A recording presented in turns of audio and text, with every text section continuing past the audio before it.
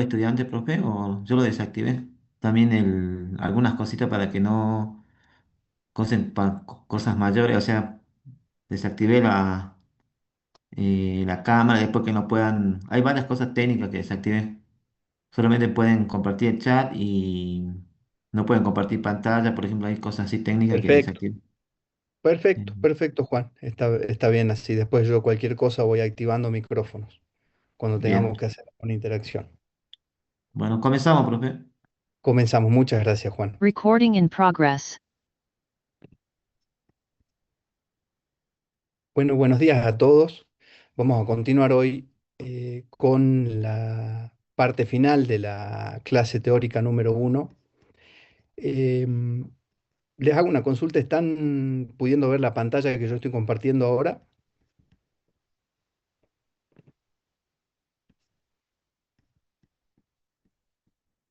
Sí, profesor. Perfecto, perfecto. Muchas gracias.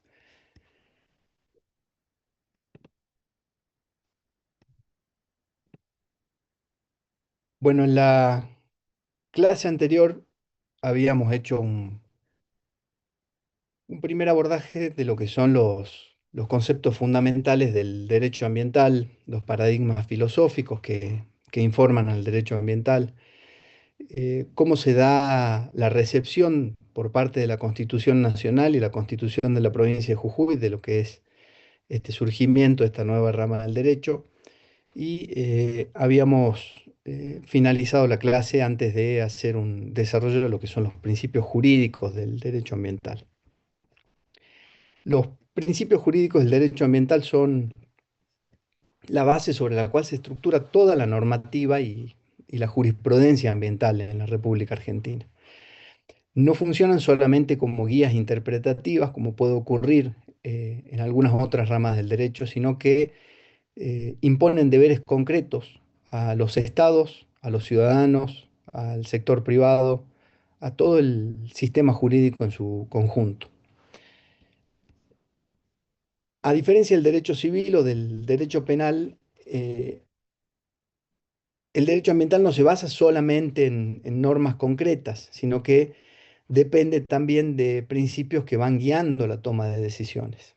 Es decir, que la finalidad que tienen los principios jurídicos del derecho ambiental no es solo el de sancionar, sino, como habíamos planteado en la clase anterior, el derecho ambiental busca principalmente prevenir y restaurar el equilibrio ecológico en el caso de que se haya producido algún tipo de alteración del ambiente. Mientras que el derecho penal, por ejemplo, castiga al contaminador después de producido el daño, el derecho ambiental lo que busca es prevenirlo mediante distintos tipos de normas, mediante, mediante un set complejo de normas, de reglas jurídicas y de principios jurídicos. El rol que tienen estos principios en la interpretación de normas ambientales es muy importante, ya que cuando una ley no es clara, los principios ayudan a definir su alcance. Asimismo, el Poder Judicial, los jueces lo utilizan para resolver los conflictos ambientales que no encuentran en el sistema positivo una regulación específica y los ciudadanos, el sector privado, deben considerar estos principios en su planificación para evitar sanciones. De la misma forma, el poder público, el Estado, también debe considerar y debe llevar adelante una implementación de estos principios en lo que es la planificación pública, en lo que es el diseño de la gestión ambiental, en lo que es el diseño de las políticas públicas ambientales.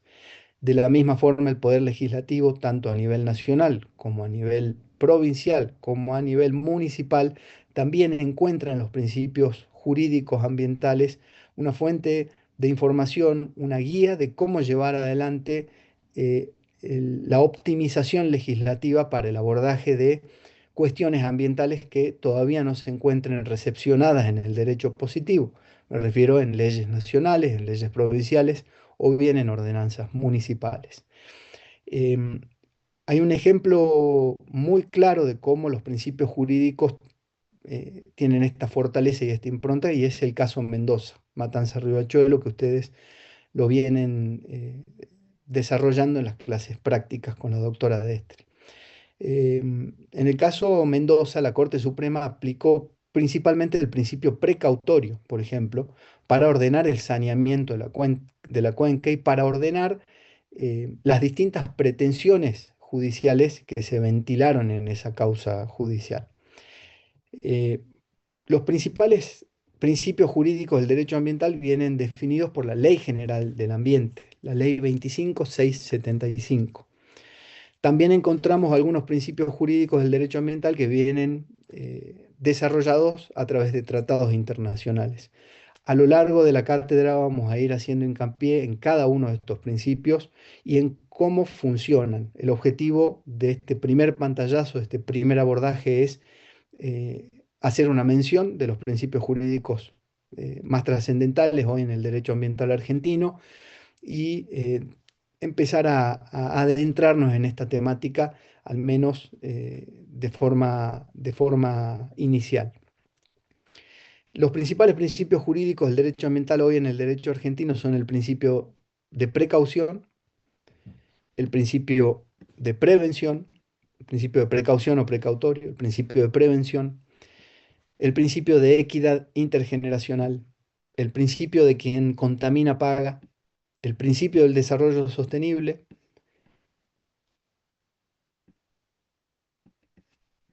y cada uno de estos diferentes principios van desarrollando desde su surgimiento algunas extensiones que luego se van convirtiendo o van haciendo nacer nuevos principios jurídicos. El principio precautorio establece básicamente que si hay peligro de daño ambiental grave o irreversible, la falta de certeza científica no puede usarse como excusa para postergar medidas de protección ambiental. El fundamento es el artículo 4 de la Ley General del Ambiente y el principio 15 de la Declaración de Río de 1992. Y algunos ejemplos de cómo se aplica este principio precautorio lo encontramos en la jurisprudencia nacional, no solamente en el caso Mendoza, sino también en el caso Salas, que se va a desarrollar en las clases prácticas iniciales de la cátedra. En el caso Salas particularmente, por ejemplo, la Corte Suprema de Justicia suspendió desmontes en Salta porque no había certeza sobre el impacto que iban a producir estos desmontes, eh, advirtiendo que el riesgo de daño era alto.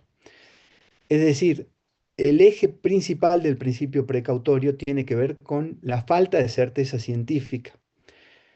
Cuando la falta de certeza científica no puede utilizarse como un óbice, como un obstáculo para que, ya sea en sede judicial o en sede administrativa, se atienda un planteo ambiental por la posibilidad de generación de un daño ambiental que a la postre puede llegar a convertirse en grave o irreversible incluso. Eh, en la práctica, el principio precautorio es utilizado en lo que es el litigio ambiental, en lo que es el litigio estructural, para poner un freno a actividades productivas que sean susceptibles de generar ese daño y que no cuenten con los debidos mecanismos administrativos previos de evaluación de esa actividad. Cuando en las próximas clases veamos cómo las distintas herramientas de gestión del ambiente se despliegan a través del sistema normativo para justamente garantizar la preservación del ambiente, vamos a ver que hay un sinnúmero de instrumentos de gestión ambiental que deben ser puestos en práctica, tanto por el Estado como por los particulares, a la hora de llevar adelante una actividad productiva. El objetivo de estos instrumentos de gestión ambiental es justamente el de informar, generar dato científico y dato contrastable de que la actividad productiva, teniendo en cuenta que toda actividad antrópica del ser humano es susceptible de incidir en el ambiente, pero cuando hay una actividad productiva que puede llegar a generar un daño al ambiente, la aprobación de la ejecución de X actividad productiva de esas características debe pasar por una serie de filtros ambientales previos, como por ejemplo la evaluación del impacto ambiental. Superado ese filtro, presentado por parte del interesado en llevar adelante la actividad productiva, un plan de mitigación o información concreta, estudios, análisis ambientales de que la actividad productiva, aún incidiendo en el ambiente como cada una de las actividades que lleva adelante el ser humano en forma cotidiana, aún incidiendo en el medio ambiente, no va a ser susceptible de generar un daño al ambiente, es cuando esa actividad productiva se puede aprobar. Y una vez aprobada, viene luego todo un proceso de monitoreo. Es decir, que no queda solamente la película en la obtención de un permiso. No, ese permiso se hace eco de un plan de desarrollo de esa actividad productiva con un capítulo particular que tiene que ver con la conservación, la preservación, la no alteración del ambiente y la no generación del daño. Iniciada esa actividad productiva, durante todo el tiempo que conlleve la vida de la actividad productiva, debe haber un proceso paralelo de monitoreo ambiental para verificar efectivamente el cumplimiento del plan de mitigación ambiental o del plan de no generación de daño ambiental que fue fundamental para lograr la aprobación de esa actividad productiva. Bueno, acá vemos cómo el principio precautorio tiene luego una aplicación concreta en lo que es el devenir cotidiano de las actividades humanas, de las actividades estatales, de las actividades privadas. El eje central, insisto, debe quedar muy claro porque es la gran diferencia entre el principio precautorio y otros principios jurídicos del derecho ambiental se centra en el tema científico, en el tema de la certeza científica. Y la falta de certeza científica no puede ser utilizado como un obstáculo para postergar medidas de protección frente a una posibilidad de daño ambiental grave o irreversible. Luego tenemos el principio de prevención, que es otro de los ejes principales en el diseño del sistema jurídico normativo argentino en materia de derecho ambiental. El principio de prevención nos dice básicamente que la matriz de pensamiento que informa el derecho ambiental es la de evitar el daño ambiental. Es preferible evitar el daño ambiental antes que repararlo después. El principio de prevención asume esta posición y extiende esta matriz de pensamiento hacia todo el resto del sistema jurídico normativo ambiental. Su fundamento está también en el artículo 4 de la Ley General del Ambiente, pero además, en las distintas leyes de presupuestos mínimos ambientales vamos a encontrar también cómo se va reforzando cada uno de estos principios, el precautorio, el preventivo y los otros principios del derecho en temáticas específicas. Em, la diferencia principal con el principio precautorio, y esto es un tema central porque suele haber siempre confusión en la práctica jurídica entre lo que es la aplicación o el uso del principio precautorio y el uso del principio de prevención. El principio de precaución se aplica ante la duda sobre un daño posible. El principio de prevención se aplica cuando el daño ya es previsible.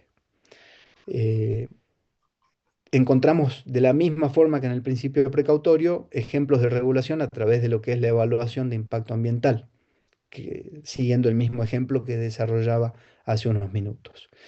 Y vamos a encontrar también y vamos a desarrollar en las clases prácticas ejemplos en jurisprudencia, como el caso minera bajo la lumbrera de Catamarca. Luego tenemos el principio de equidad intergeneracional,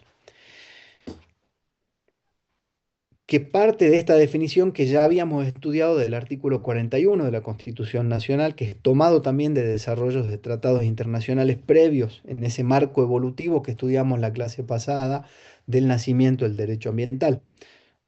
Recuerden que el derecho ambiental emerge como una novedad jurídica desde la posguerra, después de la Segunda Guerra Mundial, y se empieza a consolidar principalmente en lo que es la actividad internacional a través de tratados. Em, Establece básicamente que las generaciones presentes tienen el deber de proteger el ambiente para las futuras generaciones, para las futuras generaciones, perdón.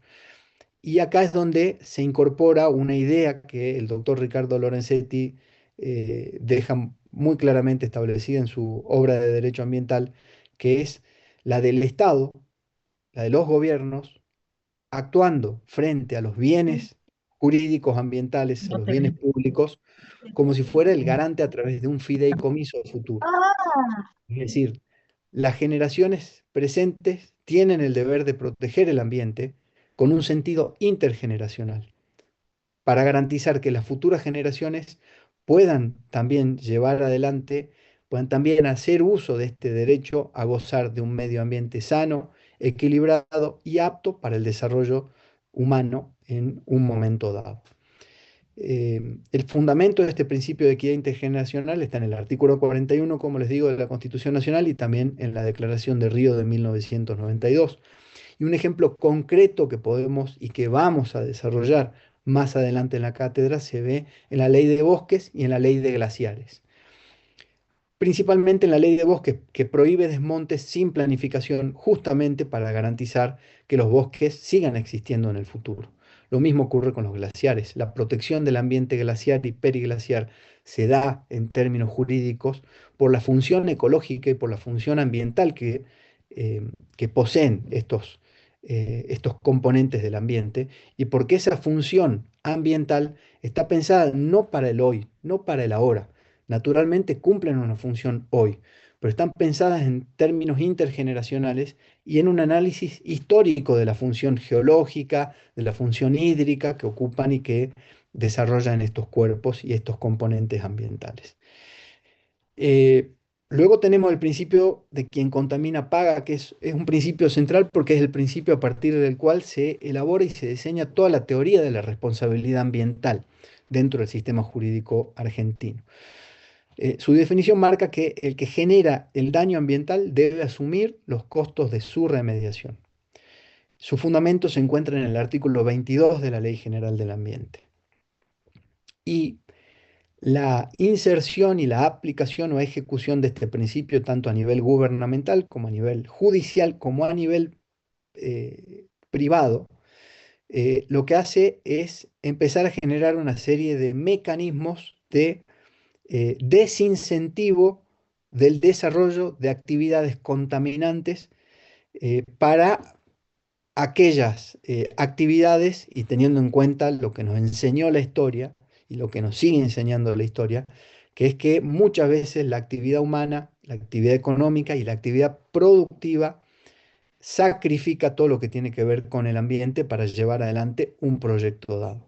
Entonces, el principio de quien contamina paga es la forma de materializar concretamente en términos económicos una posibilidad de desincentivo por parte del sector privado y también de los gobiernos de no llevar adelante procesos que sean susceptibles de degradar el ambiente sin desarrollar previamente todos los filtros, los estudios, las consideraciones y luego de obtenido un permiso, el monitoreo y la actualización permanente de las técnicas que pueden ser utilizadas en el marco del desenvolvimiento de un proyecto dado para garantizar que efectivamente esa actividad no produzca un daño grave o irreversible en el ambiente. O bien, producido algún tipo de alteración en el ambiente, que esa alteración sea de tal magnitud que pueda ser mitigada y que esa actividad vaya acompañando el proceso de que mientras esa alteración se da, haya también un plan de mitigación de responsabilidad de, por ejemplo, la empresa que esté llevando adelante un proyecto dado. Van a ir advirtiendo a lo largo del desarrollo de esta cátedra y de esta materia que la complejidad de los eventos de alteración ambientales tienen distintos órdenes de magnitud. Hablar de alteración del ambiente no es hablar de un solo tipo de alteración del ambiente jamás, sino de distintos tipos de órdenes de magnitud de alteración al ambiente. El desafío que tiene el derecho ambiental es justamente saber advertir, informarse de la realidad de los procesos, tanto ambientales como ecológicos, como productivos, como económicos, para poder hacer la intersección más sabia posible en términos de aplicación de derecho y dar a cada uno lo suyo, que es la premisa tradicional, milenaria del derecho en términos generales. Em, Luego tenemos el principio del desarrollo sostenible. El desarrollo sostenible es un concepto que tiene que que tiene que ser entendido en el marco de esta intersección entre desarrollo económico, evolución como sociedad, desarrollo tecnológico y nunca dejar de ver dónde se están dando esas actividades. Esas actividades se están dando en una casa común, dentro de un sistema planetario y dentro de un sistema planetario que tiene una constante intersección de distintos componentes ambientales, ecosistémicos, de biodiversidad, de regiones climáticas, etcétera. Entonces, desde la Declaración de Estocolmo en 1972 y también a partir de lo que es la recepción del artículo 41 de la Constitución Nacional, vemos que eh, se instala esta idea de que el crecimiento económico debe ser llevado adelante sin comprometer la capacidad del ambiente para regenerarse o para seguir el tránsito de su tránsito evolutivo netamente biológico, netamente ecológico y de biodiversidad y de los distintos componentes que informan al ambiente. Em, Hoy hay un sinnúmero, en la actualidad, en en el mundo en el que vivimos actualmente, hay eh, un sinnúmero de ejemplos de cómo el desarrollo económico va atado a este concepto de desarrollo sostenible. Por poner un ejemplo muy claro, el desarrollo económico requiere principalmente consumo de energía. La intensificación de los procesos de desarrollo productivo y económico que vemos hoy a nivel mundial, a nivel global, requieren cada vez mayores eh, fuentes de energía, de generación de energía. El mundo hasta hace 30 años eh, conocía o usaba casi en un 90% una sola fuente de energía, que es la energía fósil, el petróleo o el gas para la generación de energía eléctrica. En los últimos 30 años vemos cómo el mundo fue virando en esa concepción y sin eh, frenar el desarrollo económico, fue haciendo uso de soluciones tecnológicas que plantean salir de esa matriz clásica del uso de energías fósiles y pasar a una matriz de generación de energía a partir de fuentes renovables. Entonces vemos que la promoción de energías renovables, de energía solar fotovoltaica, de energía eólica, de biomasa, de energía, de todas las fuentes de energía que utilizan fuentes renovables, vemos cómo hay leyes que incentivan la generación de estas formas de producción energética para reducir la dependencia a estos combustibles fósiles. Bueno, este es uno de los ejemplos que vamos a ir viendo a lo largo del desarrollo de la cátedra que tienen que ver con esta definición del principio del desarrollo sostenible. Eh, Hay naturalmente un impacto de los principios ambientales en la jurisprudencia, como se lo señalaba al comienzo de este bloque temático. Eh, Advertimos primeramente un cambio de paradigma en la Corte Suprema de Justicia de la Nación y a partir de ahí un- una tendencia que se va replicando en las Cortes y en los superiores tribunales de justicia a nivel provincial y en la actividad judicial en general de los distintos sistemas judiciales provinciales. Antes de la reforma de 1994 de la Constitución Nacional, antes de que el artículo 41 de la Constitución Nacional recepte el derecho a un ambiente sano, los jueces resolvían casos ambientales con normas generales y con normas generales que tenían un enfoque principalmente sanitarista, como vimos en la clase anterior. Es decir, eran normas que estaban todavía ancladas en una lógica del siglo XIX, eh, una lógica que advertía la posibilidad de ciertas actividades de generación, de generación de una alteración en la salud de las personas, por ejemplo, pero esa alteración en la salud de las personas en realidad venía dada previamente por una alteración de condiciones ambientales en las que esa persona o ese grupo de personas estaba desarrollando su vida. Entonces, el cambio de paradigma con el derecho ambiental en general, pero con los principios ambientales en particular, es que A partir del fallo Mendoza, la Corte empezó a aplicar principios ambientales como la base de sus decisiones frente a temáticas que tenían que ver con degradación ambiental y múltiples efectos en distintos otros derechos. El fallo Salas, que es del año 2009, consolidó, por ejemplo, el principio precautorio como el criterio central en decisiones judiciales. Y acá es cuando empezamos a ver cómo la actitud y la tarea que llevó adelante la Corte Suprema de Justicia de la Nación en materia ambiental es considerada trascendental, porque funciona como un eje ordenador de criterio, homogeneiza todo lo que son las formas de interpretar el derecho ambiental. Y vemos que entre el año 1994, reforma de la Constitución Nacional, surgimiento o recepción por primera vez en nuestro sistema normativo del derecho ambiental, y el año 2008, donde se da la primera decisión jurisprudencial de la Corte, pasaron 14 años. Es decir, que fue un lapso de tiempo de transición en términos de cómo también los operadores jurídicos, los profesionales del derecho, los gobiernos, el sistema judicial se fueron empapando de esta nueva lógica que imprime el derecho ambiental al sistema jurídico normativo argentino. Naturalmente, los principios ambientales también tienen impactos en la actividad productiva. Imagínense que antes de la inserción de los principios ambientales en nuestro país, eh, si bien se hacían controles a las actividades productivas, esos controles no estaban imbuidos de esta lógica de eh, protección del ambiente para garantizar que los ciudadanos podamos gozar todos de un ambiente sano.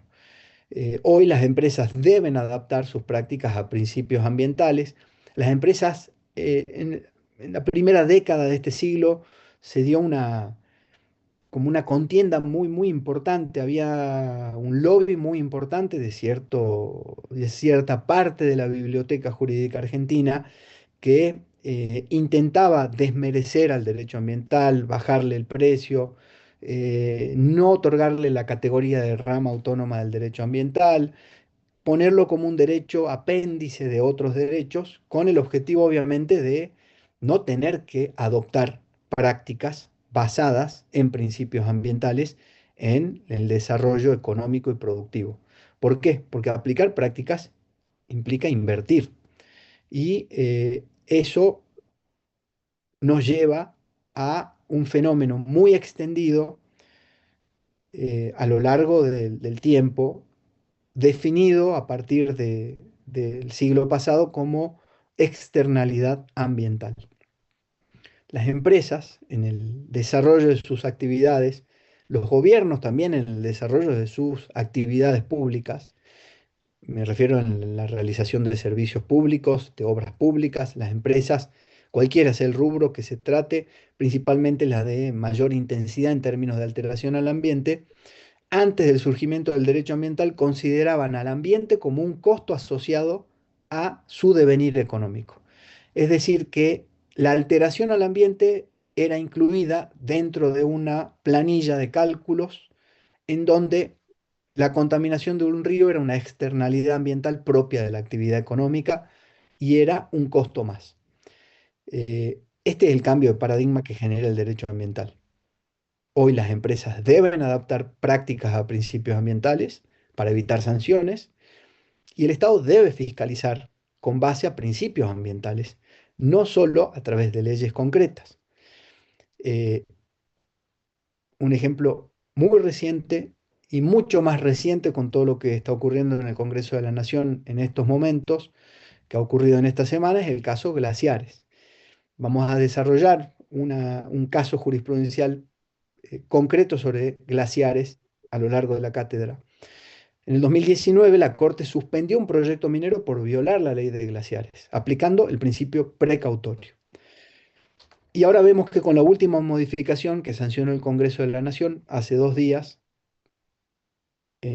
vamos a ir viendo cómo se pueden llegar a tergiversar y a retrotraer los avances ambientales en función de, bueno, una época dada, una visión distinta o un marco ideológico diferente a la hora de interpretar cuál es el sentido del derecho ambiental, de los principios ambientales, de las leyes de presupuestos mínimos ambientales, en definitiva, cuál es la interpretación que nos cabe como Estado, como nación, del artículo 41 de la Constitución Nacional y el respeto o no de esa norma constitucional. Eh, Como conclusión, los principios jurídicos del derecho ambiental son fundamentales para la interpretación, para la aplicación de las normas ambientales, para la gestión pública ambiental, para el diseño de políticas públicas, para la creación de nuevas alternativas productivas. Es decir, tampoco vamos a caer en esta clásica dicotomía muy infantil de que el sector privado o las empresas son todas el cuco o todas el diablo, ¿no? Hay casos muy exitosos, tanto a nivel nacional como a nivel internacional, de empresas que asumen éticamente los principios del derecho ambiental como parte de su matriz de comportamiento empresarial y nos han dado a lo largo de este tiempo, como vamos a ver en las clases subsiguientes, ejemplos muy concretos de evolución tecnológica, de aplicación de nuevas soluciones productivas que parten principalmente de una cabeza ambiental. Eh, los principios jurídicos del derecho ambiental además proveen herramientas para resolver conflictos ambientales, aún sin normas específicas, protegen al ambiente sin depender exclusivamente de regulaciones legislativas, es decir, frente a un vacío legal, que los hay todavía en el sistema jurídico argentino y que los hay en el mundo, porque el derecho ambiental es un proceso en constante evolución. Los principios jurídicos del derecho ambiental sirven para informar, para guiar y para sustentar y fundamentar una decisión judicial, una decisión gubernamental o una decisión eh, privada.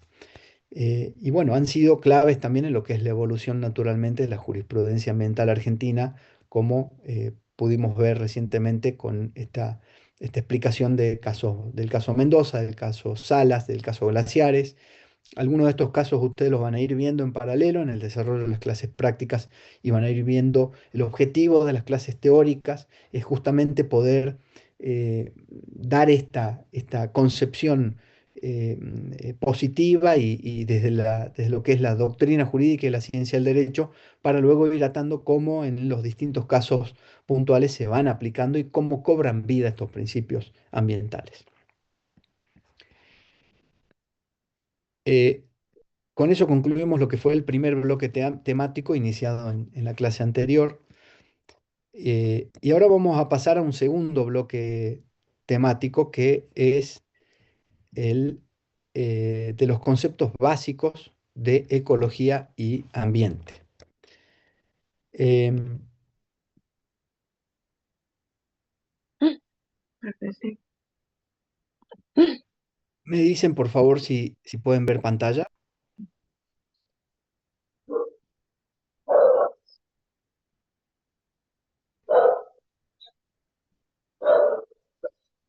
Sí se ve, profe.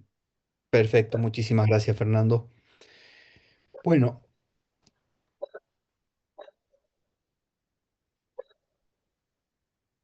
acá nos salimos un poquito de la parte estrictamente jurídica y nos ponemos más del lado de lo que habíamos visto en la clase anterior que hace a la interdisciplinariedad del derecho ambiental y nos vamos al lado de las ciencias duras. Desde el punto de vista de esta cátedra, entendemos que es fundamental que como futuros profesionales del derecho, ustedes a la hora de aprender derecho ambiental puedan tener al menos los conceptos básicos de ecología y ambiente, porque son justamente los conceptos que están en una matriz de infraestructura de toda la arquitectura normativa argentina en materia de derecho ambiental. Así que en este bloque temático lo que vamos a hacer es definir los conceptos fundamentales de ecología y ambiente, para de esa forma comprender la interacción que hay entre los sistemas naturales y los sistemas humanos, e introducir principios científicos que sustentan la regulación ambiental y que necesariamente tienen que ser entendidos, comprendidos y estudiados por jueces, funcionarios públicos, abogados, empresas y ciudadanos en su conjunto. Sin una comprensión al menos mínima de la importancia de estos conceptos que nos vienen dados desde la ciencia, todo debate sobre el derecho ambiental cae en saco roto, porque depende de un interés particular o de una opinión. Y el derecho ambiental no está sustentado en opiniones ni en puntos de vista, está sustentado en una base, en una matriz científica, que va evolucionando y que va mutando con el paso del tiempo, pero siempre siguiendo el proceso de información y de generación de información científica.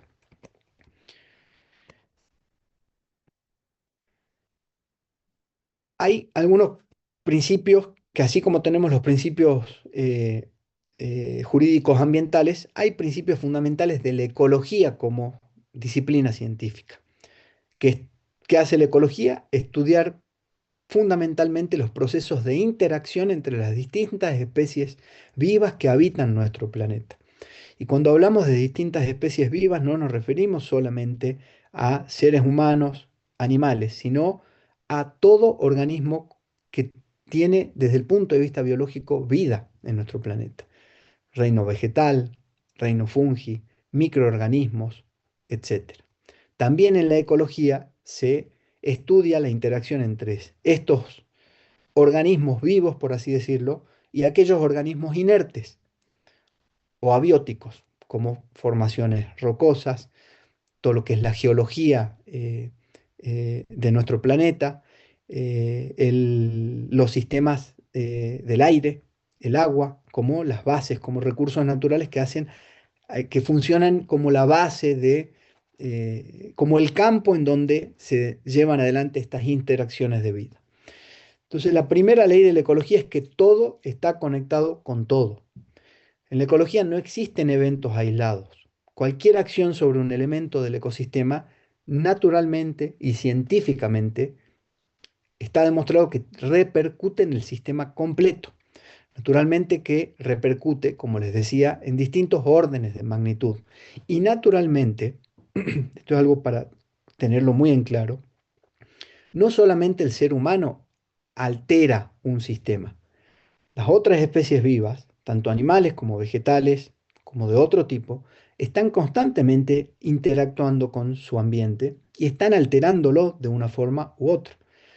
El tema es cuando la alteración se vuelve de tal forma que supera el límite de la interacción natural y de la alteración natural de un ambiente.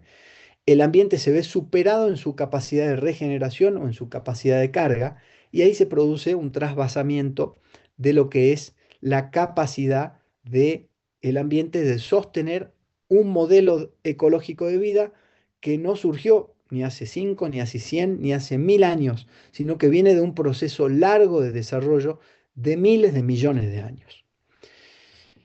Eh, Luego tenemos el principio de interdependencia.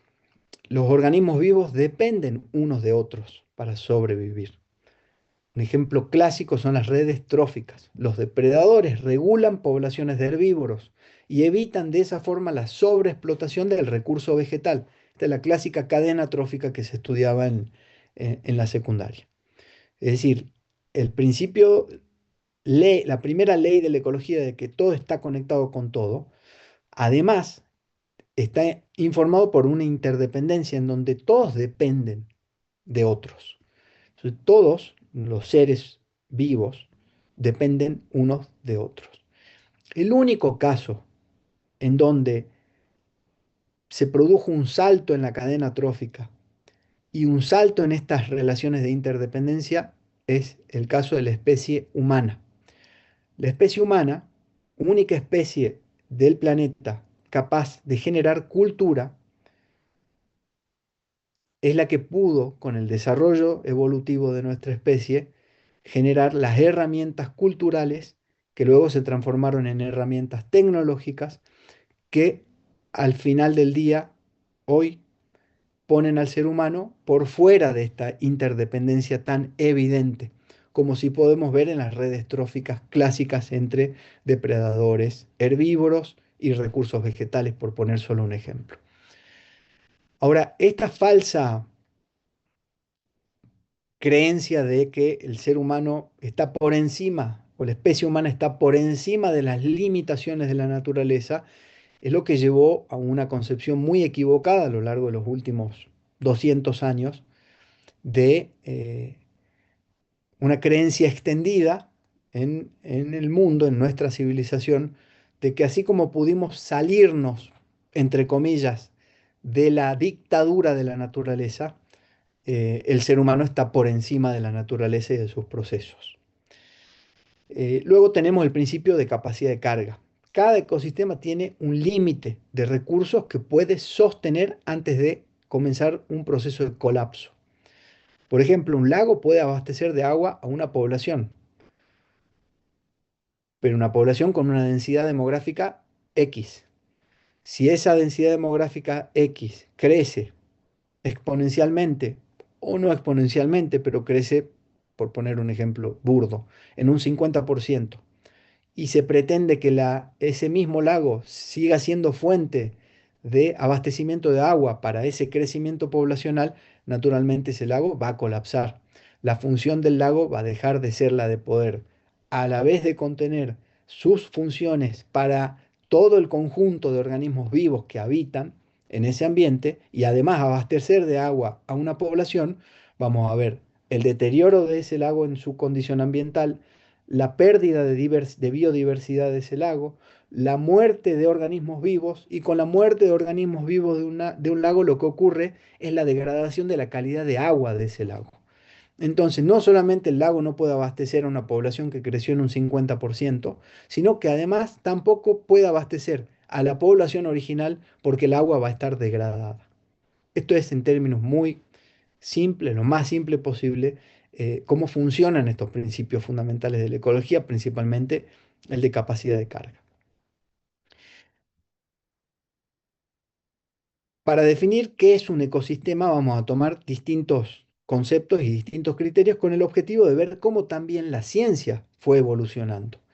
Es decir, acá todo lo que tiene que ver con la conciencia ambiental, tanto a niveles humanos como a niveles jurídicos, como a niveles científicos, no surgió de un día a otro, es un proceso de evolución constante en la medida en que la especie humana conoce cada vez más y accede cada vez más a mejor información y a un mejor entendimiento de nuestro planeta, de nuestros biomas, de nuestros ecosistemas y de la relación que existe entre la especie humana y la naturaleza y el ambiente. Hay una definición ecológica clásica que es la de Tansley, que informaba y decía en ese momento que un ecosistema es una unidad funcional compuesta por organismos vivos, denominado eso biocenosis, que interactúan con su entorno físico, denominado biotopo, en un sistema de intercambio de energía y de materia. Esta definición luego fue de alguna forma sustituida por una definición moderna que surge de la ONU, que establece que un ecosistema es un sistema complejo de comunidades biológicas que interactúan entre sí y con su entorno físico, generando funciones y procesos que sostienen la vida y el bienestar humano.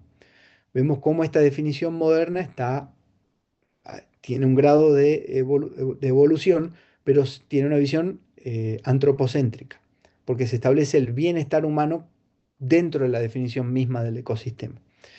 Luego tenemos una definición operativa que hace a lo que es la ecología aplicada, en donde ecosistema es cualquier unidad del paisaje donde los factores bióticos, es decir, organismos vivos, plantas, animales, microorganismos, interactúan con factores abióticos, organismos no vivos, el agua, el suelo, el aire, formando un sistema dinámico con capacidad de autorregulación. Y también tenemos definición de ecosistema en términos jurídicos. Desde la perspectiva jurídica y normativa, la Ley General del Ambiente define qué es un ecosistema para el derecho argentino y lo define en estos términos.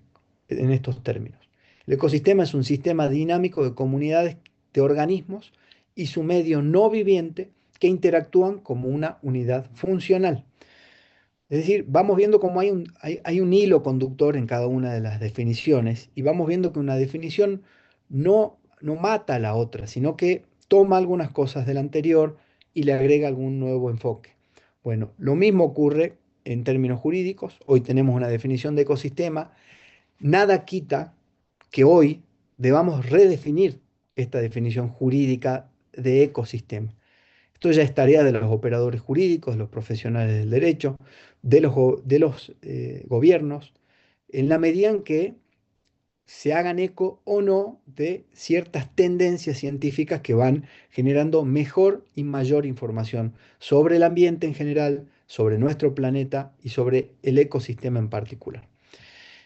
Nosotros optamos por, desde la cátedra, plantear una definición integradora de ecosistema, que eh, desde nuestro punto de vista académico debe ser definido como un conjunto de vida que habita en un espacio determinado, interactuando con el clima, el suelo, el agua y otros factores, juntos formando una red que se regula, se adapta y sostiene la vida.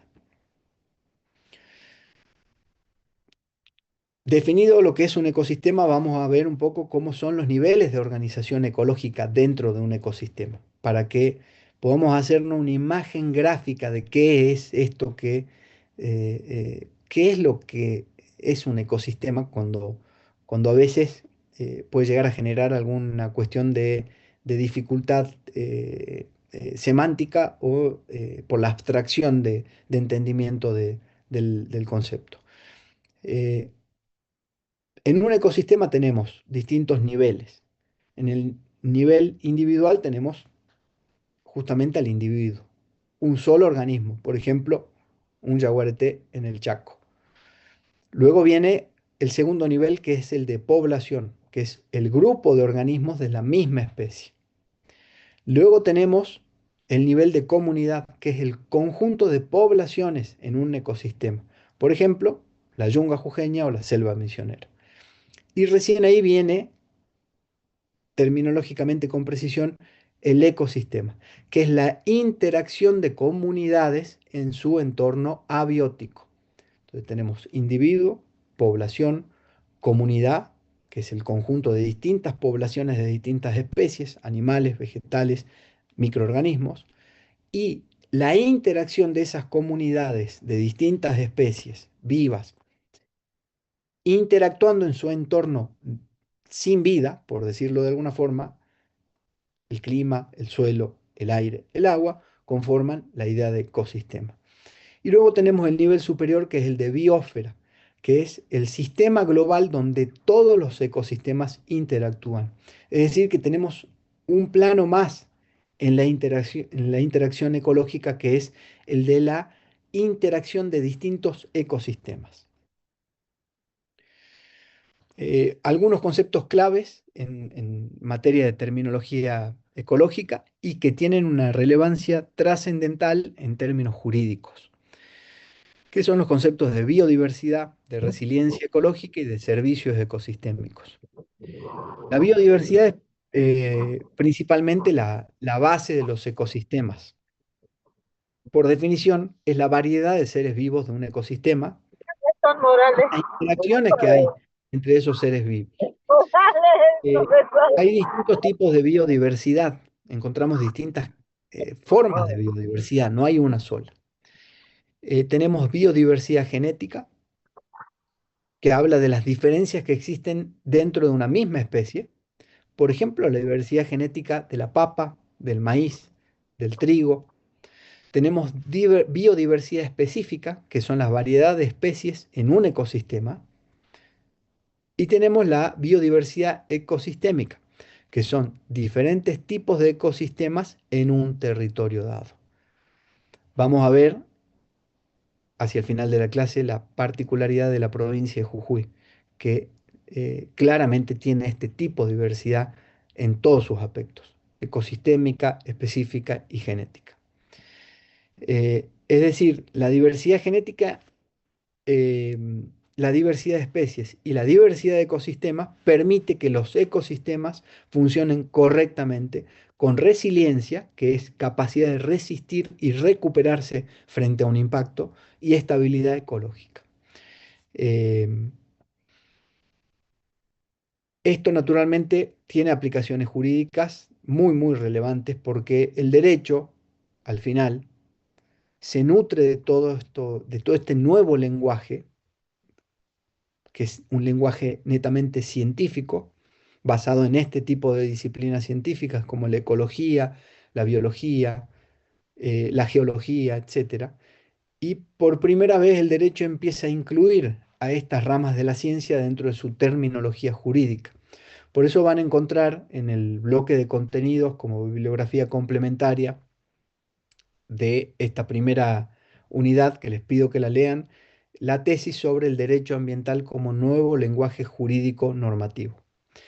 Eh, y las aplicaciones jurídicas que se ven de estos conceptos ecológicos están dados en planos muy concretos. Primero porque el entendimiento de esta realidad de vida planetaria, ecológica, biológica, es lo que activa y justifica la protección del ambiente en términos generales y, por poner un ejemplo particular, la protección de áreas naturales, por ejemplo, de, en el caso de Jujuy, el Parque Nacional Calilegua, por ejemplo. Además, sustenta el principio precautorio, es decir, el principio precautorio no nace de una ficción jurídica de un abogado, de un operador del derecho. No, nace de la información que nos viene dada de estas disciplinas de la ciencia, de estas otras ciencias. En el caso del principio precautorio, si se pone en riesgo una especie o un ecosistema único, se debe frenar el daño. Y ahí se activa el plano jurídico de la imposición de una regla en el marco de la relación en interferencia intersubjetiva, en el concepto clásico del derecho como ese conjunto de normas que regulan a las relaciones del ser humano en interferencia intersubjetiva. Además, estos conceptos clave permiten fundar políticas públicas y leyes.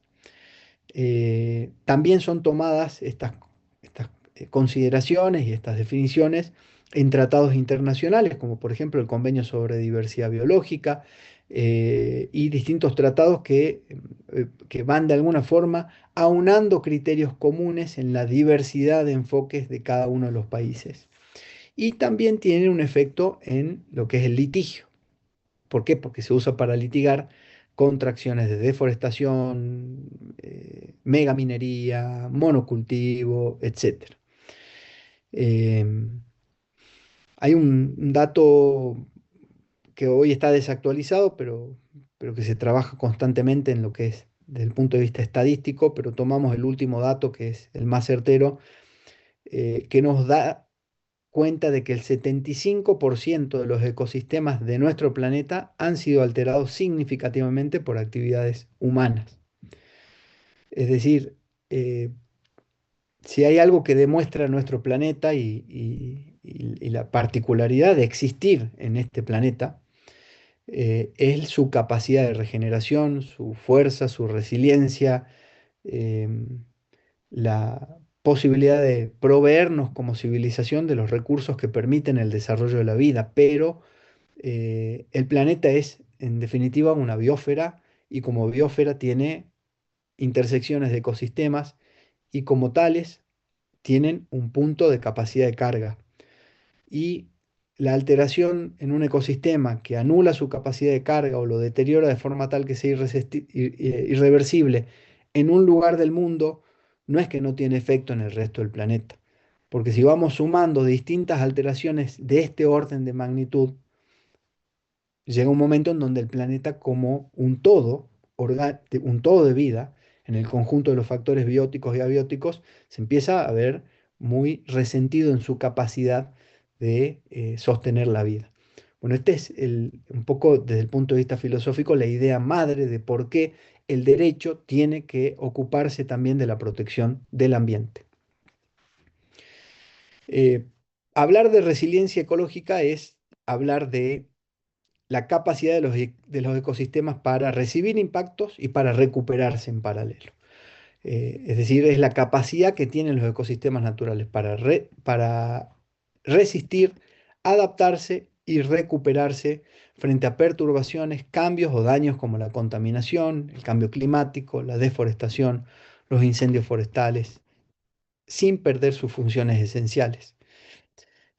¿Por qué importa la resiliencia ecológica desde el punto de vista jurídico? Dentro del estudio del derecho ambiental, porque define cuánto daño puede soportar un ecosistema antes de degradarse irreversiblemente, porque permite medidas preventivas y precautorias, ya sea a nivel de litigio, de acceso a la justicia o a nivel de desarrollo de políticas públicas, de impulso gubernamental para la protección del ecosistema y también a nivel individual, es decir, tampoco hay que caer en que todo es lo macro es muy importante. El diseño de las políticas públicas, el efectivo cumplimiento de políticas públicas que lleven adelante los gobiernos, pero también el acceso a la justicia y también la acción que hace cada grupo humano. Y dentro de cada grupo humano también la acción que lleva adelante cada individuo. Eh, la única clave en este sentido es la educación y es la asunción de una conciencia ambiental desprovista de teatralización seria, basada en datos, dura y sin dramatizaciones. Es decir, la conciencia ambiental entendida como la posibilidad de un mejor bienestar humano hoy, de un mejor bienestar para las especies también con las que convivimos en el planeta, pero principalmente mirando la capacidad de nuestro planeta para seguir sosteniendo la vida en términos generales hacia el futuro. La resiliencia ecológica también se vincula con el principio de sostenibilidad, de desarrollo sostenible, que vimos cuando analizamos los principios jurídicos del derecho ambiental. ¿Por qué? Porque proteger la resiliencia de los ecosistemas es clave para garantizar el ambiente de las generaciones futuras y además para garantizar un buen desarrollo de actividades económicas. No, la idea es frenar el crecimiento o el desarrollo económico naturalmente es una idea que es aceptada por muchas personas y es de alguna forma impulsada por muchas personas. Nosotros no somos quienes para emitir un juicio de opinión sobre una postura ideológica frente al ambiente. Muy por el contrario, esta cátedra tiene naturalmente libertad de cátedra y nuestro objetivo no es bajar ningún tipo de lineamiento ideológico ni político, sino muy por el contrario, poder proponerles como estudiantes y como alumnos el todo de la información ambiental a los efectos de que luego cada uno de ustedes como futuros profesionales del derecho puedan ser el tipo de profesional del derecho en materia de derecho ambiental que elijan ser. Pero la sostenibilidad y la resiliencia tienen que ver también con cómo se pueden llegar a asumir procesos de crecimiento económico con una mirada, económico, perdón, con una mirada netamente ambiental. Ir encarrilando desarrollo con protección del ambiente de la mano. No son eh, excluyentes entre sí. La protección del ambiente en su nivel más alto y más estricto no es excluyente con respecto al desarrollo económico, no sacrifica desarrollo económico. Em, bueno, la resiliencia ecológica básicamente se resume en resistir, adaptarse y recuperarse. Así como ocurre a nivel humano, la resiliencia también se da a nivel ecológico. Em, Y el reporte más reciente de la ONU sobre biodiversidad define a la resiliencia como el elemento clave para afrontar el cambio climático y evitar el colapso de los servicios ecosistémicos, perdón. Cambio climático es un tema central. Hay una unidad entera, la unidad 5 que vamos a dedicar al cambio climático, pero vamos a ir incorporando su definición y vamos a hablar sobre cambio climático y cómo se aborda jurídicamente este fenómeno en cada una de las clases que tenemos por delante. Eh, Servicios ecosistémicos, perdón, es otro de los conceptos fundamentales a la hora de entender cómo se aplica el derecho ambiental, por qué se aplica, por qué se exige el cumplimiento de los principios generales del derecho y por qué se protege el ambiente en términos generales y en última instancia. Estos servicios ecosistémicos lo hemos definido nosotros de la cátedra como beneficios invisibles de la naturaleza. Son los beneficios que los seres humanos obtenemos directa o indirectamente del ambiente, de la naturaleza. Y son fundamentales para la supervivencia, para la salud, para el desarrollo económico, para la calidad de vida. Y muchas veces pasan desapercibidos porque no son valorados correctamente en las decisiones políticas, en las decisiones jurídicas, en las decisiones individuales de cada ser humano, en las decisiones comunicacionales, etcétera. Es decir, son las funciones que cumplen los ecosistemas naturales y que permiten sostener la vida como si la naturaleza trabajara gratis para la civilización humana. Y se clasifican en sistemas, en servicios, perdón, de provisión, de regulación, servicios culturales y servicios ecosistémicos de soporte. Servicios de provisión, los recursos tangibles, el agua, la madera, alimentos. Servicios de regulación, son servicios que controlan factores abióticos. Hay servicios de regulación en los ecosistemas que permiten el control del clima en términos naturales, es decir, que el clima no se extreme, que controlan la calidad del agua, es decir, que el agua llegue filtrada de microorganismos que pueden ser dañinos tanto para el ser humano como para otras especies. Y hay también servicios de regulación que se dan a nivel ecosistémico que tiene que ver con el control de enfermedades. Hay muchas enfermedades que son endémicas en Jujuy, en Argentina y en cualquier lugar del mundo, que muchas veces nacen de una alteración ecológica, de una alteración de un ecosistema. La alteración del ecosistema genera el surgimiento o el trasvasamiento de un microbio que solo afectaba a una especie, empieza a afectar al ser humano.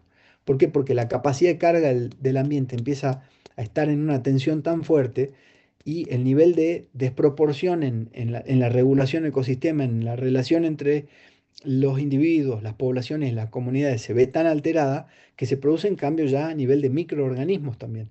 Es decir, mientras se tiene que estar adaptando una especie animal a una degradación ambiental, se está adaptando también la especie herbívora, se está adaptando también la especie vegetal dentro de la cadena trófica y se termina adaptando y mutando también el microorganismo.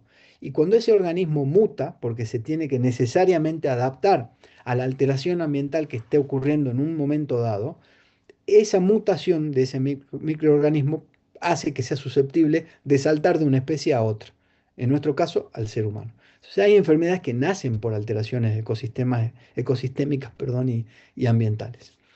Y los servicios ecosistémicos de soporte son los ciclos de nutrientes, la formación del suelo, la fotosíntesis, es decir, todos los procesos invisibles o visibles a nivel de microorganismos o invisibles en términos temporales, teniendo en cuenta la vida de la especie humana, la vida de un ser humano, sino que son procesos larguísimos que tienen lugar a lo largo de miles de años, de millones y hasta de miles de millones de años. ¿Por qué estos servicios ecosistémicos importan para el derecho ambiental? Porque la pérdida de servicios ecosistémicos impacta en derechos humanos básicos. Un servicio ecosistémico alterado va a impactar en el derecho a la salud, en el acceso al agua, en la alimentación, en la cultura, en la forma en que vive una población dada, en la calidad de vida de una población dada. Porque además permiten cuantificar y visibilizar el valor que tiene la naturaleza. Esto en procesos judiciales, en debates normativos o económicos. Es muy difícil ponerle un valor económico a la naturaleza, pero cuando llega un caso judicial concreto, dado, y hay que aplicar el principio de quien contamina paga, ahí se tiene que hacer un análisis económico y se le tiene que poner un monto al resarcimiento. Entonces, los servicios ecosistémicos dan un punto de vinculación o un punto de referencia para esa valoración económica de la alteración ambiental que se haya producido. Además, porque la protección de los ecosistemas también puede fundamentarse, en este caso, no solo desde lo ético, sino también desde lo funcional, desde lo económico y desde la realidad de los procesos que están ocurriendo en nuestro planeta. Eh, Y todo este conjunto todo este análisis nos lleva a ver cómo se aplica directamente el derecho ambiental utilizando estos conceptos que vienen dados desde la ecología en casos concretos, como desmontes, como contaminación de ríos, como destrucción en humedales a través de la construcción de obras, como la alteración de glaciares, etcétera.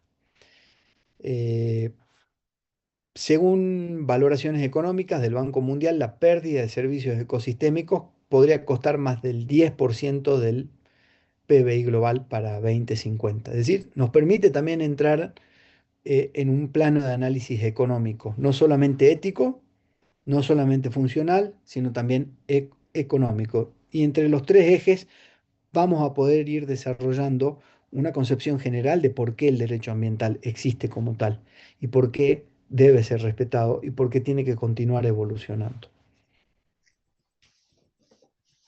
Eh, el fenómeno de la pérdida de la biodiversidad y su impacto en la salud y la seguridad alimentaria es un tema que nosotros desde la cátedra lo consideramos como algo central. Perdón, hay un estudiante, Noelia, creo que está dibujando encima de la presentación. Le pido por favor que no dibuje, si no vamos a llegar a la última filmina y no se va a ver nada. Hay una relación entre biodiversidad y salud humana que está muy conectada. Se los adelanté un poco en lo que estábamos tratando anteriormente. ¿Por qué? Porque la biodiversidad actúa como una barrera natural contra enfermedades, esto que les comentaba recién. Eh, y además también hay una relación entre biodiversidad y seguridad alimentaria.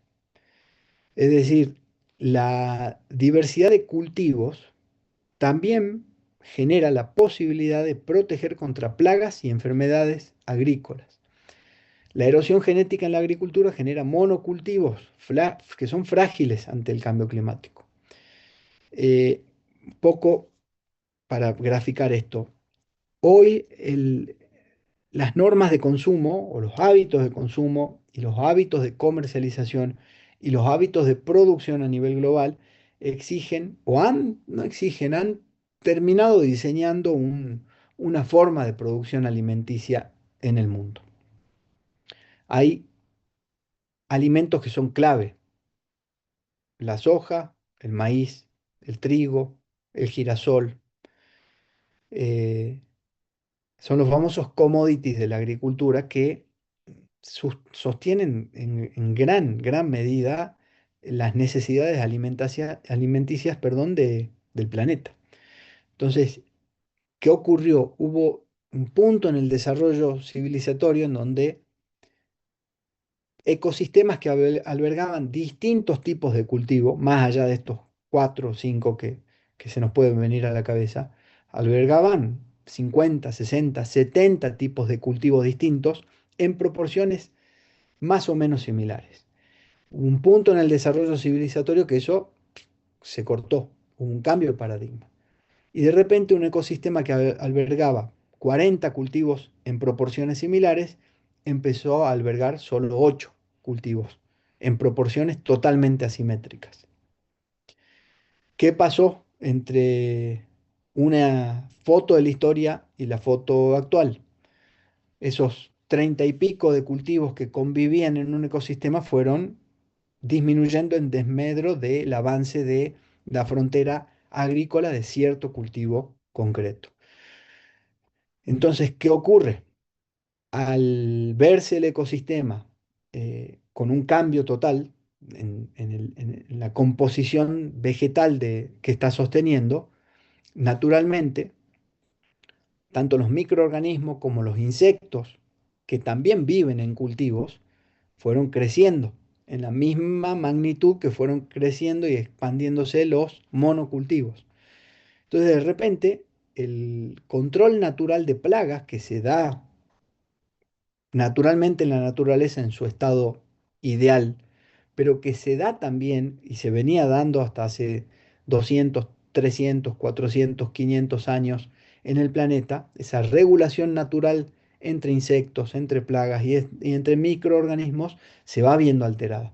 ¿Por qué? Porque los insectos se van viendo cada vez más grandes en población, van aumentando en población. ¿Por qué? Porque aumenta el cultivo X, por ejemplo, del maíz, porque los microorganismos del cultivo maíz van creciendo en población y eso va generando una competencia completamente asimétrica entre distintos insectos entre sí, entre distintos microorganismos entre sí, y se van fortaleciendo en su capacidad de sobrevivir y en su capacidad de resiliencia. Entonces, lo que ocurre acá es que se empiezan a dar casos de vulnerabilidad extrema para un ecosistema por la falta de diversidad genética en los cultivos. Entonces acá vemos cómo la producción alimentaria incide directamente, el hábito o los métodos de producción alimentaria o las decisiones de producción alimentaria inciden también en una alteración que puede ser de distintos órdenes de magnitud, pero que puede llegar a ser de un orden de magnitud tal que genere un daño irreversible en un ecosistema dado. Y lo mismo cuando hablaba recientemente de los efectos que se dan en la salud humana cuando hay una alteración en un ecosistema. Eh, la expansión urbana y la planificación sustentable son otros dos conceptos que hacen a esta intersección de servicios ecosistémicos, resiliencia ecológica, capacidad de carga y distintas leyes ecológicas y ambientales con la forma de vida que estamos creando nosotros como seres humanos en el planeta. Eh, Hoy hay un 55% de población urbana mundial, es decir, del total de la población del mundo, el 55% vive en ciudades. La proyección para el 2050 es que el 70% de la población mundial viva en ciudades.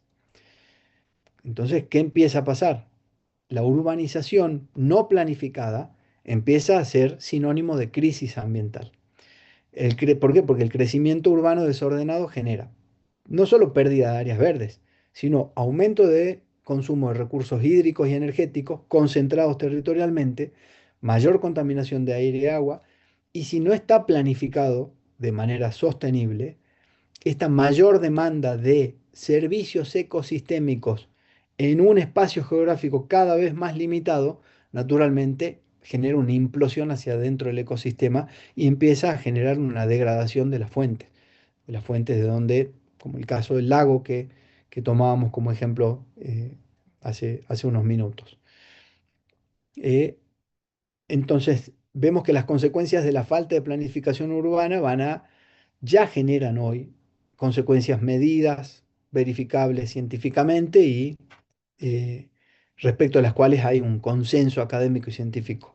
Islas de calor urbano, aumento de temperaturas en ciudades con alta densidad de edilicia y pocas áreas verdes, desplazamiento de comunidades vulnerables, es decir, falta de acceso a vivienda digna, riesgos de inundaciones en zonas precarias, deforestación periurbana, reducción de la capacidad de regulación térmica o de infiltración del agua de los márgenes de una ciudad. Es decir, todos problemas que son problemas muy clásicos de nuestra vida urbana hoy en Jujuy, en Argentina y en el mundo. Naturalmente, encontramos distintos tipos de respuestas a a estos problemas municipales, por así decirlo, o de diseño urbano, eh, pero hoy son y se están convirtiendo en los casos más extremos, por así decirlo, es decir, cuando estamos hablando de ciudades que albergan a más de 2 millones de personas, a más de 5 millones de personas, acá ya el tema de la urbanización se empieza a convertir en sinónimo de crisis ambiental si no se hace planificación sustentable. De la misma forma hay ciudades en el mundo en las que habitan 10, 15, 20 millones de personas, como se da en China, por ejemplo, que tiene más de 30 ciudades con más de 5 millones, 10 millones de personas y más, que sí han hecho uso de la planificación sustentable. Y ahí vemos cómo podemos tener ejemplos también en el mundo de hacia dónde ir en los procesos de crecimiento demográfico, de urbanización y de crisis ambiental. Todo esto lo vamos a ir viendo también en ejemplos concretos, principalmente en la unidad 6. Eh, bueno, lo que es el impacto del, del modelo de producción agrícola en, en la biodiversidad y los ecosistemas, un poco ya lo planteé. Hay algunos temas que son susceptibles de ser considerados, el tema de la agricultura intensiva y de los monocultivos, como ya lo expliqué. Eh, y el tema de la realidad argentina. Bueno, Argentina es uno de los principales exportadores de soja transgénica, de maíz. Eh, Su cultivo desplazó en el siglo pasado millones de hectáreas de bosques nativos Y acá viene la necesaria relación de la balanza, ¿no? Eh, Así como Argentina es reconocida como en su capacidad productiva y así como el sector agroindustrial de Argentina está compuesto por distintos órdenes de magnitud de productores, de pequeños, medianos, grandes, multinacionales también. La verdad que es un sector súper pujante y es el motor económico de un país, ¿no? Pero bueno, acá es donde vemos cómo el derecho ambiental nos empieza a contrastar con ciertas cuestiones que de alguna forma se muestran aparentemente como enfrentadas, pero que en realidad cuando uno corre un poco el velo de las opiniones infundadas o de la dramatización de los temas, vemos que la necesaria preservación del ambiente, eh, innegociable, no es contradictoria respecto a los procesos de producción, no debe ser contradictoria. Y hoy existen herramientas, soluciones y posibilidades tecnológicas que naturalmente dependen de la capacidad de inversión de cada uno de estos sectores y de estos proyectos económicos de ir hacia un proceso eh, que esté alineado con cada vez generar menor alteración a los ecosistemas. Pero bueno, naturalmente el derecho ambiental es un campo de conflictos, es un campo de tensiones. Hay tensiones entre lo que es la preservación del ambiente y el desarrollo de la actividad humana en todos y cada uno de sus planos. Esto que ocurre a nivel macro, en términos extensivo y a nivel de componente económico de un país con los modelos agroindustriales, existe también en el desarrollo de cada hogar, cómo se gestiona la basura en cada hogar, cómo se gestionan los hábitos de consumo en cada hogar.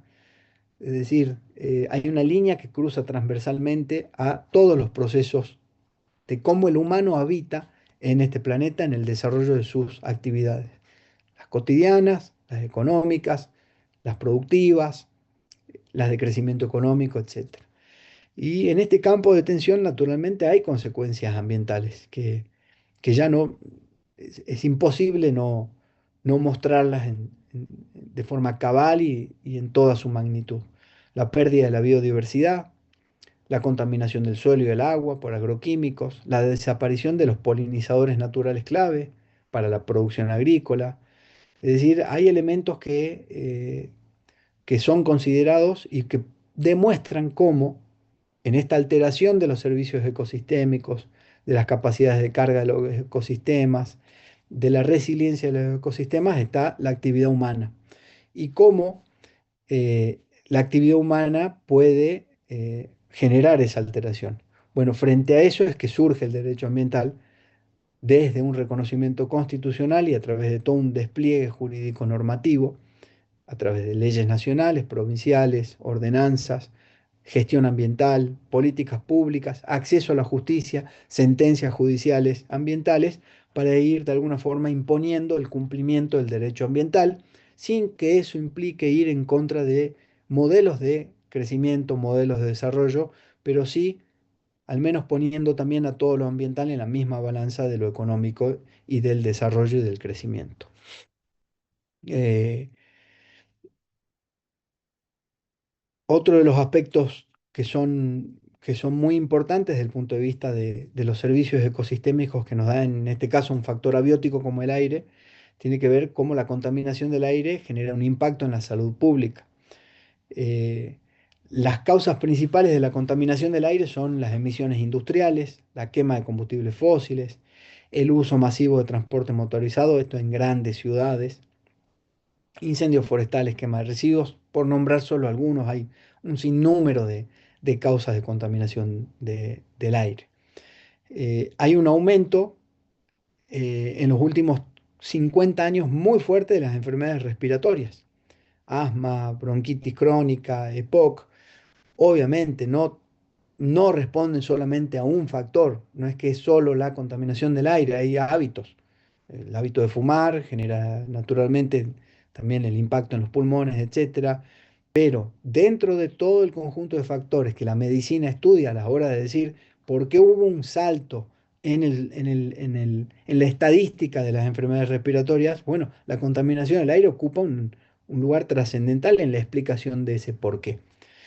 Entonces, esto solo los efectos de seguir graficando algo que naturalmente es de sentido común, pero que para nosotros desde esta cátedra es fundamental dejarlo asentado desde un principio, que es que tenemos que tener conocimiento o tenemos que entender que el derecho ambiental no se entiende solamente desde la lectura de una ley.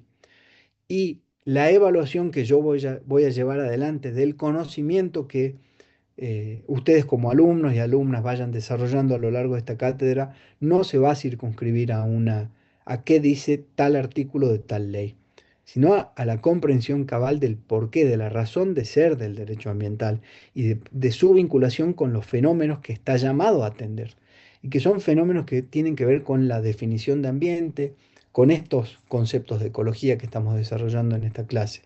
Es decir, entendemos que la formación de un futuro profesional del derecho en términos de derecho ambiental no puede ser satisfactoria si no se conciben, si no se integran y si no se eliminan, si no se asimilan, perdón, estos conceptos en el entendimiento posterior de por qué un principio jurídico dice tal cosa, por qué una ley de presupuestos mínimos controla o rige o regula tal otra, por qué el diseño de una política pública tiene tal objetivo, por qué la evaluación de impacto ambiental se exige para autorizar una actividad productiva y por qué, en definitiva, al fin y al cabo, un juez decide de una forma o de otra frente a un caso ambiental.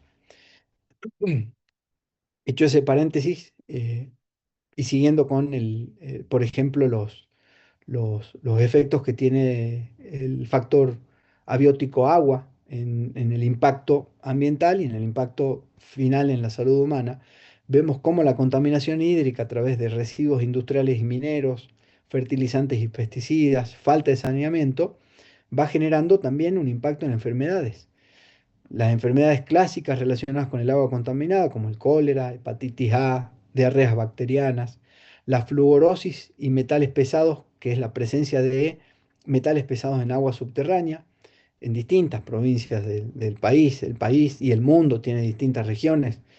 Hay en Santiago del Estero, porque hay un caso muy, muy importante, pero también en nuestra provincia hay un desarrollo geológico que se dio naturalmente, por ejemplo, en el departamento de Susques, en la localidad de Pastos Chicos, que eh, el agua presenta contenido arsénico elevadísimo. Eso se da por desarrollo geológico. ¿Por qué? Porque el arsénico no solamente viene de un residuo como residuo industrial o minero. El arsénico también es un mineral que está presente naturalmente en grandes cantidades, a veces en exceso, en una X área geológica. Y bueno, el arsénico presente en las napas de agua hace que el agua sea necesariamente deba ser tratada. Pero hay otros casos en donde la presencia de arsénico o de otros metales pesados en el agua se da por el no control, por derrames mineros, por eventos de contaminación humana, ya no por un devenir natural de un espacio geográfico, geológico y biológico dado, eh, lo cual naturalmente termina alterando la calidad de vida de no una persona, de toda una población. Eh, Hay más de 2.200 millones de personas hoy en el mundo que no tienen acceso a agua potable, a agua segura. En el NOA todavía hay muchas comunidades rurales que carecen de acceso a agua potable y saneamiento. Como para dar también la medida de de todos los desafíos que tenemos como civilización de cara a estas cuestiones que son permanentes y que constantemente están evolucionando, frente a las cuales hay diseños de políticas públicas, hay leyes, hay decisiones judiciales y bueno, eh, todas de alguna forma terminan confluyendo en un proceso que de forma más acelerada o más lenta tiene por objetivo central ir supliendo estas asimetrías, estas deficiencias con el objetivo de generar el menor impacto posible al ambiente y la generación de las mejores condiciones de vida. Esto lo decimos desde el punto de vista de lo que es la lógica del derecho ambiental, es decir, el derecho ambiental como un todo normativo busca naturalmente ese proceso evolutivo hacia el bien, tanto a través de sus regulaciones y leyes como a través de los instrumentos de gestión pública ambiental que le otorga a los gobiernos, como a través de los principios y guías que le otorga a los jueces para la decisión de un caso dado. Si el derecho ambiental como un conjunto normativo, como un sistema, busca justamente paliar todas estas realidades ambientales que vienen dadas por asimetrías, alteraciones ambientales históricas, alteraciones ambientales que están ocurriendo hoy, que las hacemos nosotros, esta generación, y que, bueno, frente a esos eventos ambientales, el derecho ambiental siempre tiene una respuesta y siempre tiene una vía de activación para resguardar y hacer cumplir el artículo 41 de la Constitución Nacional. Les adelanté un poquito recién el tema del cambio climático. El cambio climático lo vamos a tomar como un eje central de la cátedra. En la gran mayoría de los programas curriculares de distintas universidades del país no se lo incluye de esta forma. Eh, Nosotros lo incluimos porque entendemos que el cambio climático es uno de los fenómenos que mayor repercusión tienen hoy en términos de necesidad de ser atendido a nivel gubernamental y a nivel del sector privado y a nivel de ciudadanía. El cambio climático es básicamente la variación significativa del clima global o regional atribuible directa o indirectamente a la actividad humana, lo que genera una consecuente alteración de la composición de la atmósfera terrestre y se suma a la variabilidad natural del clima, observada durante periodos comparables.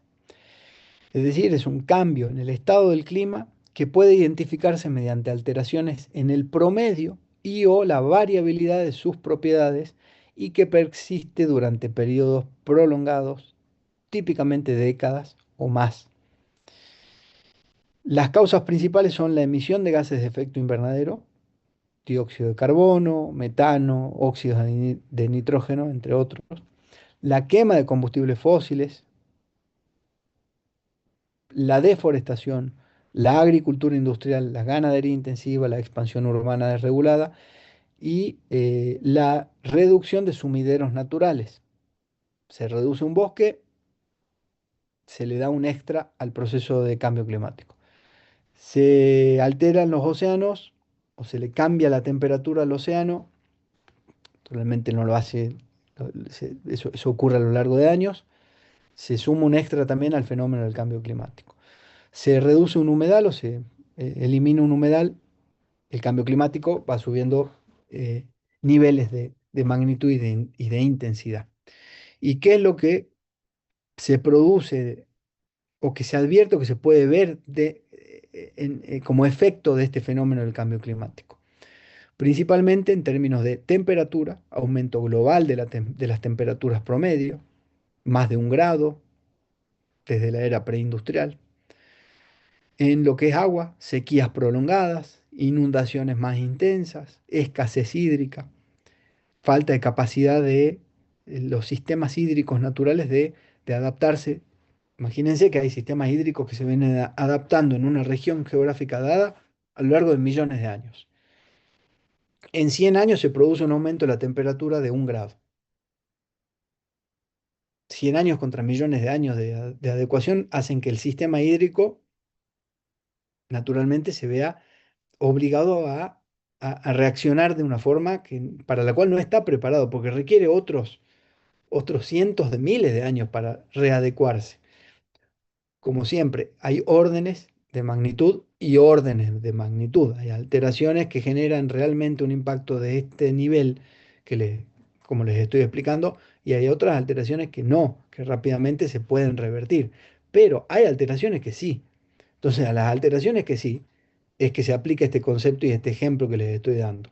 Un sistema hídrico evolucionado y desarrollado en millones de años, que a lo largo de 100 años se ve que es incapaz de prestar la función ecosistema que prestó durante millones de años, colapsa, colapsa ese sistema hídrico. Entonces, ese es el tipo de efectos que va produciendo el cambio climático. El tema del clima extremo, huracanes, tornados, ciclones, incendios forestales, olas de calor, me refiero a los incendios forestales, naturalmente a los que se causan, a los que son originados por causas naturales, olas de calor, etcétera. El efecto en los ecosistemas, blanqueamiento de los corales, por ejemplo, pérdida abrupta de biodiversidad frente a una sequía prolongada, desplazamiento de hábitats, especies o poblaciones de especies que, advirtiendo que su hábitat natural, que estaba en cierto régimen de lluvia, de repente tiene un año, 2 años, 3 años de sequía prolongada y naturalmente se va corriendo de ese hábitat. La desertificación o el proceso de sequía extrema va haciendo que ese hábitat quede sin especies. Esas especies van migrando a otros hábitats. Otros hábitats no están preparados para recibir esa especie. Tiene que darse de nuevo un proceso natural evolutivo de adaptación de una especie que no es de un hábitat en un nuevo hábitat. Entonces va generando todo un tipo de distintos niveles de alteración ecosistémicas. Y después el tema de los efectos en el ser humano. ¿Por qué? Porque el cambio climático también incide en cuestiones que hoy damos por sentadas. Inseguridad alimentaria, enfermedades nuevas, migraciones climáticas. También ocurre que hay poblaciones humanas que tienen que migrar por estar habitando en un lugar, en un sector geográfico que ya no es apto para el desarrollo de la vida. Conflictos por recursos, conflictos geopolíticos por los recursos. Es decir, que el cambio climático no es solamente un capricho de cierto sector de la ciencia como desde alguna mirada obtusa se lo quiere instalar. El cambio climático es un fenómeno real eh, que genera efectos reales y una de las causas de intensificación del cambio climático, del calentamiento global, por encima de la media de alteración normal de la temperatura del planeta en términos históricos son las actividades humanas. Eh, Decía recién que no, el cambio climático no es una visión de alguien que se levantó un día y planteó, no, bueno, acá vamos a instalar la idea del cambio climático para hacerle la contra a alguien. No, el cambio climático es el fruto de años y años y años de estudio, no de abogados ni de políticos, de estudios de científicos que se dedican al estudio del clima. Y no solamente los que se dedican al estudio del clima, son conjuntos de científicos que se dedican al estudio de distintas disciplinas científicas que fueron generando esta información que nos lleva a esta definición de cambio climático. Pero naturalmente hay posturas negacionistas que entienden que el cambio climático es un invento de algún sector político. ¿Para qué? Para hacerle la vida imposible a alguien. El principal referente de estas posturas negacionistas a nivel político es el presidente actual de los Estados Unidos. Y tenemos muchos otros presidentes que van asumiendo estas ideas. ¿Qué dicen las posturas negacionistas? Porque como les planteé al inicio de la cátedra, nuestra idea es que cada quien elija cómo va a desarrollar su profesión y al menos nosotros desde la cátedra poder poner a disposición de estudio tanto la visión del cambio climático, que es la aceptada actualmente por el 95% de la comunidad científica, pero también estudiar por qué las posturas negacionistas del cambio climático piensan como piensan y que esto sea material de reflexión para que cada alumno, para que cada alumna encuentre en el estudio, en la reflexión, en la introspección del análisis de las bases filosóficas que llevan a cada una de estas posturas, la postura que decida tener. Las posturas negacionistas básicamente ponen distintos ejes de debate. Primero, cuestionan el origen del cambio climático. La postura científica mayoritaria dice que, o plantea o lee los estudios que han sido desarrollados como que el origen es antropogénico, está causado por el ser humano, a través de distintas acciones que fuimos viendo en las filminas anteriores. La postura escéptica o negacionista dice que el origen del cambio climático es en realidad natural. ¿Por qué? Porque es el resultado de ciclos solares, de actividad volcánica, de variaciones naturales del clima. En cuanto a evidencia del calentamiento global, la postura científica mayoritaria plantea que hay datos contundentes: aumento sostenido de temperaturas, retroceso de glaciares, aumento del nivel del mar. Mientras que la postura escéptica o negacionista nos dice que hay una variabilidad climática natural, que no hay evidencia suficiente para afirmar una tendencia global causada por el ser humano. En cuanto a la frecuencia de los fenómenos extremos, la postura científica mayoritaria plantea que el cambio climático aumenta la intensidad y la frecuencia de olas de calor, tormentas, incendios, actividad de huracanes o de ciclones. Todo lo que sea evento climático aumenta en intensidad y frecuencia. Mientras que la postura negacionista dice que no es así, que no hay prueba concluyente. ¿Por qué? Porque estos fenómenos siempre han ocurrido en la historia geológica del planeta. Nada más que hoy no podemos tener un registro audiovisual o fotográfico o un testimonio de una persona que haya habitado en el planeta hace 10.000, 20.000, 40.000 años para que nos diga, sí, es verdad, acá en esta época también ocurría este nivel de intensidad y de frecuencia. Pero bueno, la postura negacionista plantea ese punto, que esto es natural, que los fenómenos siempre han ocurrido. Luego tenemos la postura con respecto a la fiabilidad de los modelos climáticos, que es un tema central. La postura mayoritaria establece que los modelos climáticos son herramientas hoy clave, constantemente mejoradas y contrastadas con datos reales. Mientras que la postura negacionista plantea que estos modelos climáticos son inexactos, tienen demasiadas proyecciones especulativas, hacen proyecciones estadísticas hacia miles y miles de años hacia atrás, sin tener realmente un dato concreto que venga de ese momento histórico del planeta. Y eso lleva a algunos a sobreestimar los efectos. En cuanto al consenso científico, más del 97% de la comunidad científica está de acuerdo con la existencia del calentamiento global de origen humano.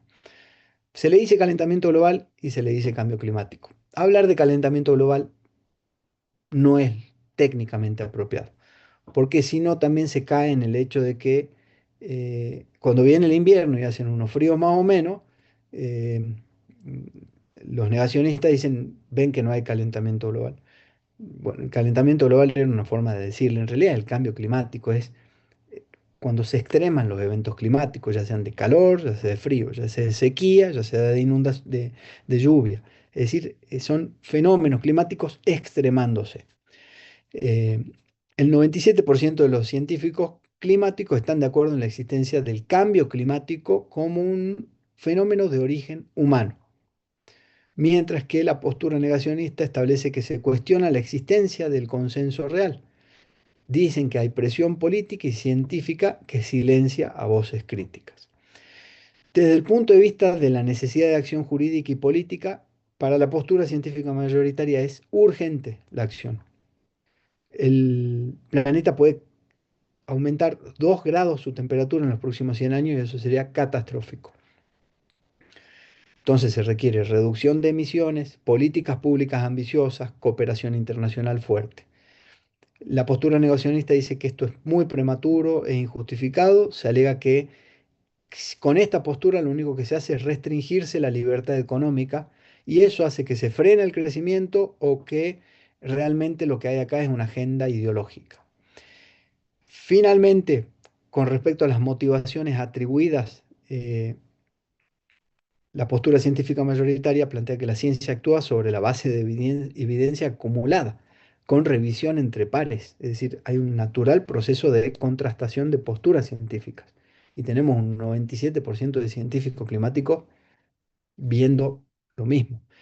Los negacionistas plantean que hay intereses económicos que son motivados por las industrias verdes y que el tema se usa con motivos de control político y de control económico global. Estas son el contraste entre la posición mayoritaria sobre el cambio climático y la postura escéptica o negacionista. Eh, la central es que la postura negacionista sostiene que no hay prueba concluyente de que el aumento actual de la temperatura sea causado por actividades antropogénicas. El planeta ha tenido periodos más cálidos y más fríos en el pasado, antes de que existiera la civilización humana, que afirma este argumento que el cambio climático actual no es causado por la actividad humana, sino que forma parte de los ciclos naturales del clima de la Tierra. ¿Cómo responde la ciencia frente a esta postura negacionista? Naturalmente, sí, el clima cambió naturalmente en el pasado, pero la velocidad y la magnitud del cambio actual no tiene precedentes conocidos. Las simulaciones climáticas que utiliza hoy la ciencia solo reproducen el calentamiento actual si se incluye el efecto de los gases de efecto invernadero producidos por el ser humano. Los niveles actuales de dióxido de carbono superan ampliamente los de los últimos 800.000 años y hay una correlación directa entre industrialización y aumento de gases de efecto invernadero. Al mismo tiempo, estos 97% de científicos climáticos que basados en la ciencia y en los datos plantean esta realidad totalmente enfrentada a la de las posturas negacionistas, no significa que el 97% de estos científicos climáticos estén planteando que se tiene que acabar el capitalismo como lo conocemos, o que se tiene que parar con toda la industria y que hay que volver a la época de la vida en la selva bajo un ideal de exceso y de dramatización de la vida natural. No, muy por el contrario. Son científicos que están planteando que la civilización se enfrenta a distintos tipos de desafíos.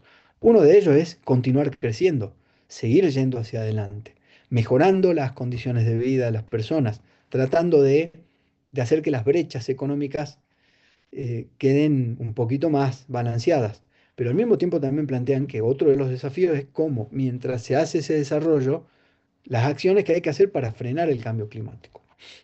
Es decir, esto para terminar de graficar también a, a qué criterio pueden llegar a responder los científicos que forman parte de este grupo, que es el grupo que mayoritario en la ciencia que define que el cambio climático es un fenómeno real y está producido por el hombre y plantea, bueno, ¿qué hacemos? Es solamente, ¿qué hacemos?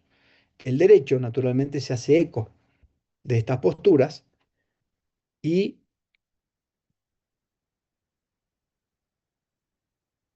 genera ciertas respuestas que van siendo desarrolladas a través de leyes y a través de políticas públicas.